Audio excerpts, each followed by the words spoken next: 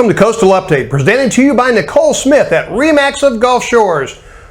Nicole is a real estate expert that stays on top of the market, so you make great choices. Let's take a look at the market. This is our 9-month report, the first 3 quarters of 2025 for Foley, Alabama in South Baldwin County and these surrounding cities.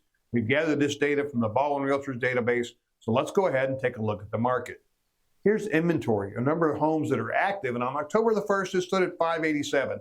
Up slightly from the same time last year, but relatively steady with what we've seen over the last 3 or 4 months. Here's days on the market, the median days on the market. When you put a home on the market and list it for sale, if it's properly priced, it's taking about 48 days to go to under contract. Here's home sales on a month-by-month basis for the last 2 years. Slight uptick from the last 2 months we saw, with 172 homes changing hands in this geographic area. Here's the first 3 quarters of 2025. How's that compare to last year?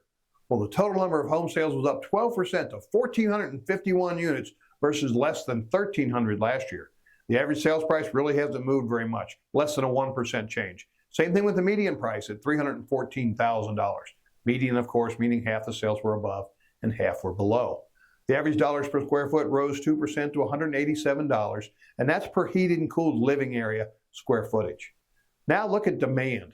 Those that are marked under contract or pending, things we expect to see close in the next 30 to 60 days. 254 units, that's up a whopping 33% over the same time period last year. So we expect a very, very active fall season here in Foley and the surrounding areas. It's important to have a professional guide you through the process, whether you're thinking about buying or thinking about selling. I hope it's the RE/MAX of Gulf Shores professional that provided you with this video. Until then, we're going to see you next month on Coastal Update.